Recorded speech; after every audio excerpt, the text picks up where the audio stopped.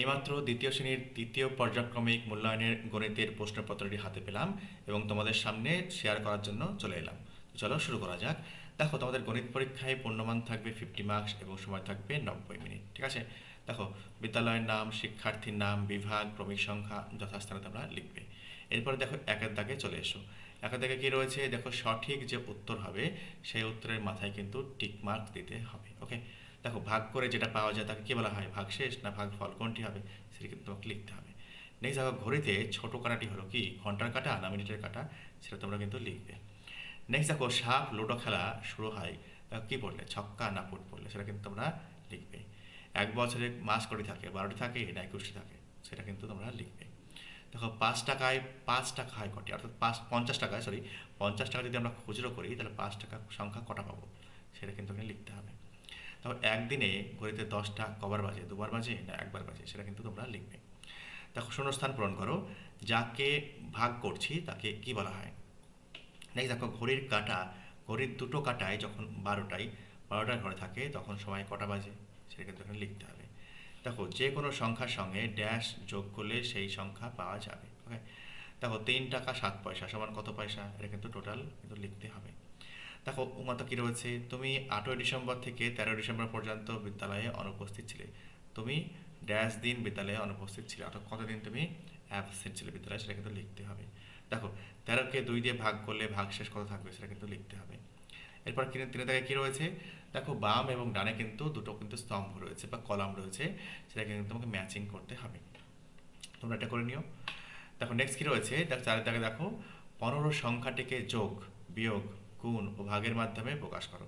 দেখো, কিন্তু এটাকে 4টি ঘর রয়েছে, সেটা কিন্তু আমাকে 4টি ঘরে কিন্তু এই সংখ্যাগুলিকে যোগ, বিয়োগ, গুণ, ভাগ করতে হবে। ওকে, নেক্সট কিন্তু সে একটা সরল করতে দেওয়া হয়েছে। এই সরলটি এই দেখো, 27 - 9 + 5 সমান সমান কত হবে? নেক্সট 6 থেকে খেয়াল করো, বিয়োগ করতে দিয়েছে 15 টাকা 55 পয়সা মাইনাস 8 টাকা 35 পয়সা সমান কত পয়সা? নেক্সট দেখো কি হচ্ছে, নিচের একটি মাসের ক্যালেন্ডারটি দেখে প্রশ্নগুলির উত্তর দিতে বলা হয়েছে। ঠিক আছে?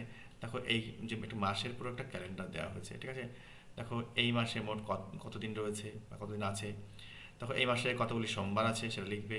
এই মাসের 4 তারিখ বিদ্যালয় বার্ষিক ক্রীড়া প্রতিযোগিতা হবে, সেদিন কী বার? ঠিক আছে, 4 তারিখ কী বার সেটা কিন্তু লিখতে হবে। এই দেখো, 4 তারিখ। ঠিক আছে, এটা কোন হেডিংয়ে রয়েছে? শুক্রবার, তাই তো? সেটা কিন্তু তুমি লিখবে।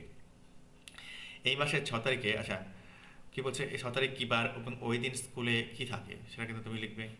নেক্সট দেখো, এই মাসে কতদিন স্কুল ছুটি থাকবে? দেখো, পুরো রেড লাইটগুলো কিন্তু ছুটি। নেক্সট দেখো, এ মাসে 26 তারিখ কী বার, কেন লাল রং দেওয়া হয়েছে, সেটা কিন্তু তুমি লিখবে। তো এ মাসের কোন বুধবার বিশেষ দিন? ওকে, নেক্সট রয়েছে, গণিতের ভাষায় প্রকাশ করে নিচে সমস্যাগুলির সমাধান করতে দেওয়া হয়েছে। দেখো, আকাশের কাছে 37টি পেয়ারা আছে, সেই পেয়ারাগুলি 3 জনের মধ্যে সমান সংখ্যায় ভাগ করে দেবে। প্রত্যেককে কতগুলি করে পেয়ারা দেবে এবং কতগুলি পেয়ারা অবশিষ্ট থাকবে। ঠিক আছে, একটা কথা মনে রাখবে, সমান সংখ্যক কিন্তু। হ্যাঁ, দেখো, নেক্সট দেখো, তোমার কাছে 17টি লজেন্স আছে, তোমার দাদা তোমাকে 12টি লজেন্স দিল, তুমি তোমার ভাইকে 4টি লজেন্স দিয়ে দিলে, এখন তোমার কাছে কটি লজেন্স অবশিষ্ট রইল, সেটা কিন্তু লিখতে হবে। নেক্সট দেখো, মিনাদের বাড়ির পাঁচিল তৈরির কাজ শুরু হয়েছিল 2013 সালের 7ই জুন। ওকে, পাঁচিল তৈরি করতে 8 দিন সময় লেগেছিল, তাহলে কোন তারিখে কাজটি শেষ হয়েছিল? ঠিক আছে, তাহলে কিন্তু সেটা কিন্তু আমাকে লিখতে হবে। নেক্সট কী রয়েছে? একটি ধোসার দাম 20 টাকা 50 পয়সা। ঠিক আছে, একটি ইডলির দাম 3 টাকা 50 পয়সা।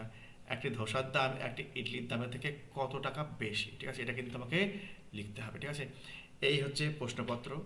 প্রশ্নপত্রটি ভালো করে দেখে নাও এবং তোমরা কিন্তু বাড়িতে কিন্তু ভালো করে প্র্যাকটিস করে নাও। ঠিক আছে, তোমাদের কিন্তু তাহলে কিন্তু মোর দ্যান কিন্তু দেখো 80% বা 90% তো তুমি পেয়েই যাবে। ঠিক আছে, যদি ভিডিওটি ভালো লেগে থাকে একটি লাইক দিও, আর হ্যাঁ, সাবস্ক্রাইব করতে কিন্তু ভুলো না। দেখো, সাবস্ক্রাইব না করলে আমি মোটিভেশন কীভাবে পাবো নতুন ভিডিও নিয়ে আসার? ভালো থেকো, সুস্থ থেকো এবং ভালো পরীক্ষা দেওয়ার শুভকামনা রইল।